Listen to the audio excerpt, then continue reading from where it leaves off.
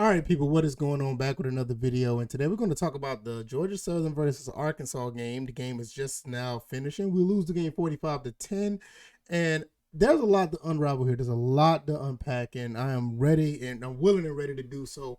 And it's a lot to talk about, and it may be more of what people are already thinking, but I'm gonna add a little more to it, and we're gonna extend this conversation a little bit further. Welcome to the First and Frame Rate Show. Channel. I am VF Baller, and over here we talk about Georgia Southern and Atlanta Falcons football. I will be talking about Atlanta Falcons football tomorrow morning. I was going to do that video tonight, but I'm going to talk about them tomorrow morning when they play the Bucks. So if you're interested in that, please hit the subscribe button, like this video, let other people know what I'm doing over here, and let's get right into it.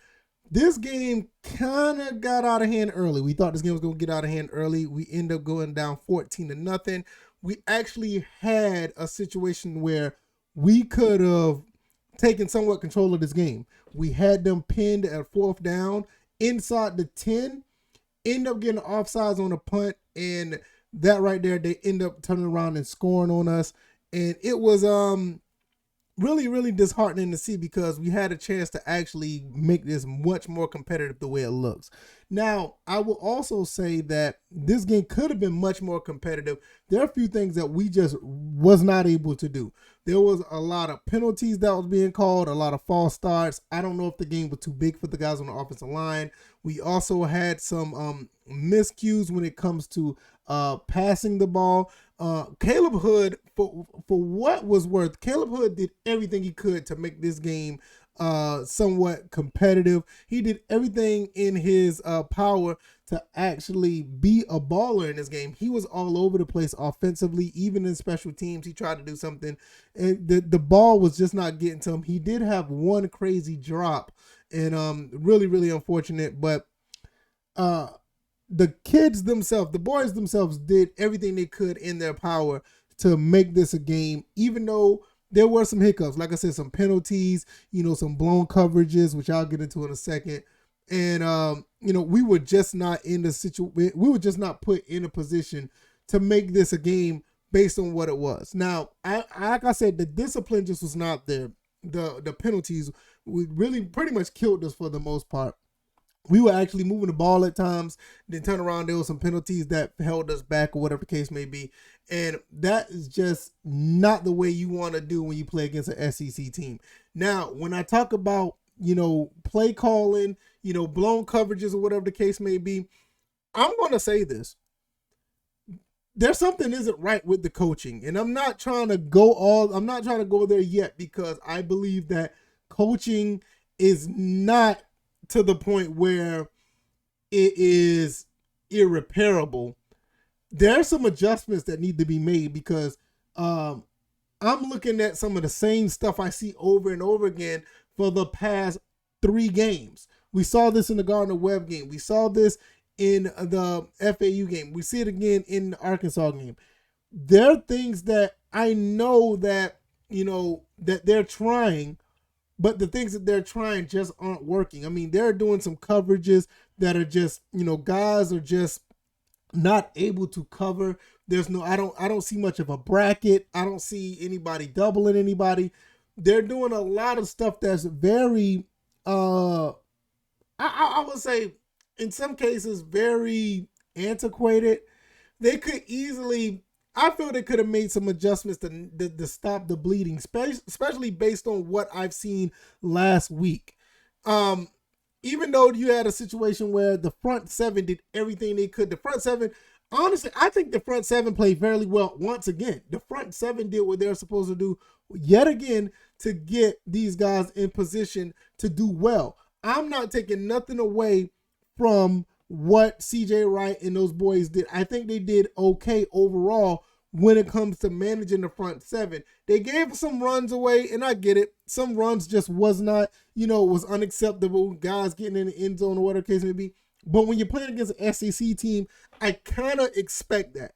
Now turn back around, when we get these stops, these 3rd and longs or whatever the case may be, we turn around and give up these plays, or there's a penalty that cost us. So I'm not going to put it all on the kids because those boys are playing really good ball. for what their talents show. But we're just not having them in position to succeed. I think Justin Tomlin played fairly well. Great touchdown run that he had. Also the 2-minute drill that we had when we was actually to get in the field goal range before halftime. I really would have liked to see a touchdown there. But like I said, those are the opportunities you cannot give up. Just like the FAU game, we were there about to score, and we end up having a fumble.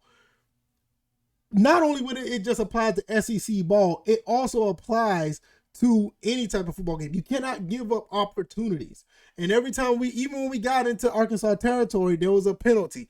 Something didn't go right. A drop pass. So and the thing about it, even with the drop passes, some of these passes were just not beyond the first down marker. And that's what really bothered me, because you would want to run a route beyond the first down to try to get, to keep the drive going. Unfortunately, we were not able to do so. And kudos to Arkansas. I will say this definitely. Arkansas was at the bottom of the barrel of the SEC. They could be a force to reckon with now. And I like to see stories where you see an underdog or an underachiever, or, I ain't going to say underachiever, a team that just at the bottom rise to, a better status on their team. So I think Arkansas is going to be a decent team to watch out for. So kudos to them.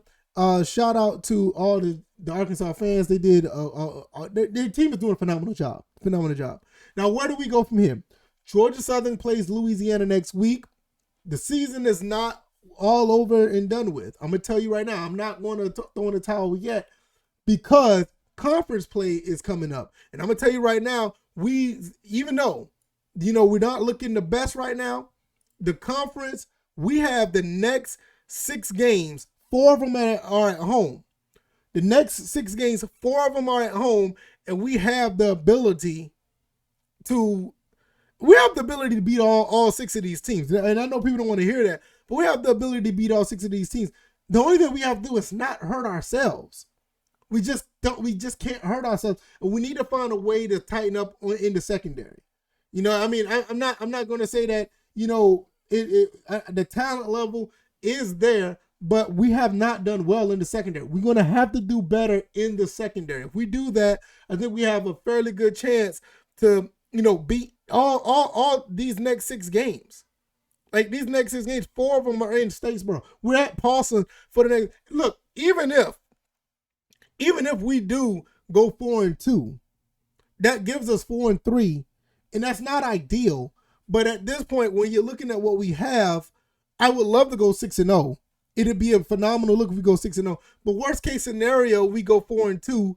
No, did I say 4-3? We'd be 4-4. I'm sorry, 5-4. I'm sorry, 5-4. I'm all over the place. I'm sorry. So, worst case scenario, we end up being 7-2. My math is all the way wrong. So that'll give us bowl eligible, and we'll have a showdown at Texas State. And I ain't gonna say it. Showdown at Texas State, because that's still it's still a conference game. Then we play Brigham Young at home and play Appalachian State and boom. So we'll be bowl eligible, but I don't want to go that far down. But right now, like I said, we have the next 6 games that are conference games, 4 of them at home. So we need to tighten up, because I still think we can win the Sun Belt. I don't care what anybody. I still feel that way. Hopefully we'll be able to do it. And but right now, I'm not saying it's not looking good for Georgia Southern, because we played a really good team. We played a really good Arkansas team. And I'm not going to base the rest of this season off of that game. The Florida-Atlanta game, you got me. I can't talk too much about the Florida-Atlanta game. That game was horrific. But the Arkansas game, all right, I get it a bit. All right, so we're going to Louisiana next week. We'll be talking about that later on this week coming up. If you like this video, hit the like button. Share this video. Let people know what I'm doing over here. Got some things going on over here as far as Georgia Southern and Atlanta Falcons football. We'll be talking about Atlanta Falcons football next. And I will be talking about what they can do against the Tampa Bay Buccaneers. So keep your heads up, Eagles. Keep your heads up. It doesn't matter. what anybody say about us. We know what we are capable of doing. I know we're going to be down on ourselves, but Saturday is turning around. We're going to turn it around and we'll see what we can do. I may be at that game. I may go to that game for the Louisiana game. Got to support our Eagles. All right, y'all. I'll see you guys on the next one. And like Coach Lunsford say, GATA. You guys be blessed. Peace.